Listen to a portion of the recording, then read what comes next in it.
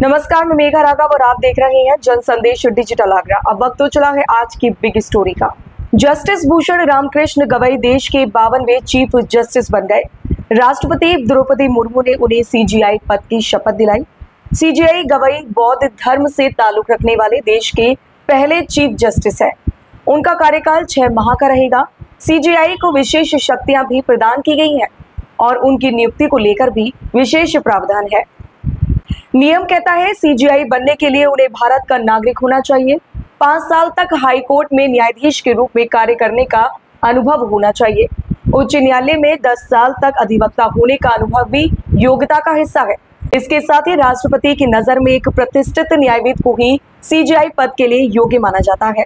Supreme court के सबसे वरिष्ठ न्यायाधीश को सीजीआई के रूप में नॉमिनेट किया जाता है और उनकी वरिष्ठता कोर्ट में सेवा की अवधि के आधार पर तय होती है।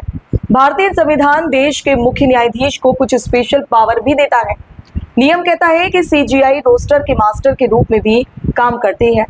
इसका मतलब है इनके पास बड़े मामलों को विशेष पीठों को सौंपने और सुप्रीम कोर्ट में उनकी सुनवाई का कार्यक्रम तय करने का विशेष अधिकार है। सीजीआई कोलेजियम सिस्टम के मुखिया होते हैं। वो कोलेजियम सिस्टम जो जजों की नियुक्ति से लेकर उनके ट्रांसफर तक का अधिकार रखता है।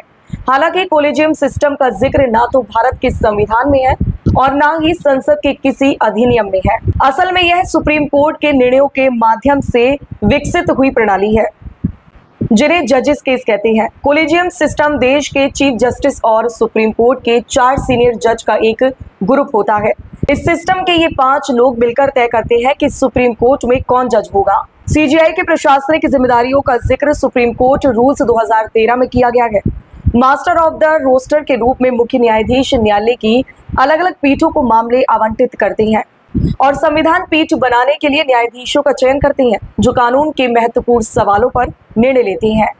चीफ जस्टिस को मामलों को सूचीबद्ध करने की भी शक्ति मिली हुई है। अब बात कर लेते हैं सीजीआई को कितना वेतन, पेंशन और सुविधाएं मिलती हैं। देश के मुख्य न्यायाधीश को हर महीने 2,80,000 रुपए बतौर वेतन मिलता है।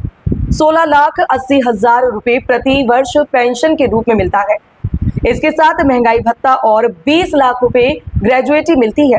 कुछ मीडिया रिपोर्ट्स में दावा किया गया है कि सीजीआई को वेतन के अतिरिक्त हर माह 45,000 रुपए सत्कार भत्ते के तौर पर दिए जाते हैं। वहीं 10 लाख रुपए एक मुश्त फर्निशिंग अलाउंस के तौर पर मिलते हैं। सुप्रीम कोर्ट के मुख्य न्यायाधीश को आवास के रूप में दिल्ली में सबसे उच्च श्रेणी यानी टाइप 8 का बंगला मिलता है।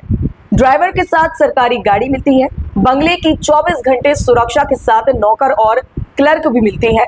इसके अलावा सरकारी गाड़ी के लिए हर महीने 200 लीटर तक ईंधन पीएसओ भी मिलता है। सीजीआई यात्रा भत्ता के भी हकदार होते हैं। सेवानिवृत्ति के बाद मुख्य न्यायाधीश को मिलने वाली सुविधाओं को लेकर साल 2022 में संशोधन हुआ। केंद्र सरकार की तरफ से जारी बयान में बताया गया है कि सुप्रीम कोर्ट के सेवानिवृत्त मुख्य न्यायाधीश को 6 महीने तक बिना किराए का टाइप 7 आवास मिलेगा। यह आवास ऐसे सांसदों को मिलता है जो पहले केंद्र में मंत्री रह चुके हैं। रिटायर होने के बाद सीजीआई को 1 साल तक 24 घंटे सुरक्षा मिलती है।